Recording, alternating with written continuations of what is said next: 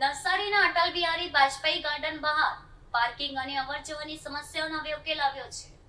નાગરિકોની રજૂઆત બાદ મહાનગરપાલિકાએ નકામી દિવાલ દૂર કરી 20 ફૂટ જેટલી જગ્યા ખુલ્લી કરતા મુલાકાતીઓને મોટી રાહત મળી છે.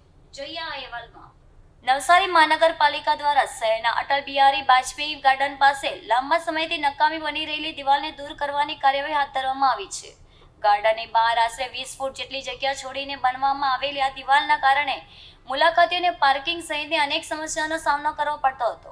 સ્થાનિક નાગરિકો અને ગાર્ડનમાં આવતા મુલાકાતીઓ દ્વારા આ અંગે મહાનગરપાલિકા અને મેયર સમક્ષ રજૂઆત કરવામાં આવી હતી. રજૂઆતને ગંભીરતાથી લઈને તંત્ર તાત્કાલિક એક્શનમાં આવ્યું હતું. મેયર અશોક ધોરાજીયાની ઉપસ્થિતિમાં બુલડોઝર દ્વારા દિવાલ તોડવાની કામગીરી હાથ ધરવામાં આવી હતી. આ કાર્યવાહીથી ગાર્ડનની બહારનો વિસ્તાર વધુ ખુલ્લો અને સુવિધાજનક બન્યો છે. ખાસ કરીને 2 વ્હીલર અને 4 વ્હીલર પાર્કિંગ સમસ્યાનો મોટો ઉકેલ આવ્યો હોવાનું માનવામાં આવી રહ્યું છે. સ્થાનિક લોકોએ મહાનગરપાલિકાની આ કામગીરીને આવકારી છે.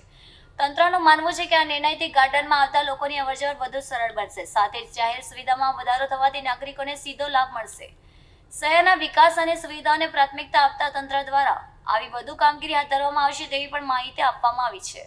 અટલ બિહારી વાજપેયી ગાર્ડન નવસારીની બહારની સાઈડ એક બેસવા માટે ટેમ્પરરી જેવું વ્યવસ્થા હતી, પરંતુ એ બંને હોલની વચ્ચે 20 ફૂટ જેટલી જગ્યા હતી.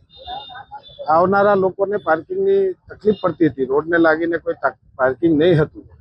લોકોનું સજેશન હતું કે આને હટાવીને જો પાર્કિંગ બનાવવામાં આવે તો આ વધારાની જગ્યા દૂર કરીને પાર્કિંગની વ્યવસ્થા ઊભી થાય. એટલે આજે રોજ આપણે જે જોઈ રહ્યા છે, આગળના ભાગે ડિમોલેશન કરીને 20 ફૂટ જેટલો આખો પટ્ટો ગાર્ડનની આગળની સાઈડમાં ખુલ્લો કરીને પાર્કિંગ માટે ખોલવામાં આવ્યો છે. જે બેસવાની વ્યવસ્થા માટે જે વોલ ઊભી કરી હતી એમાં અંદરની સાઈડ ખૂબ બાંકડા છે.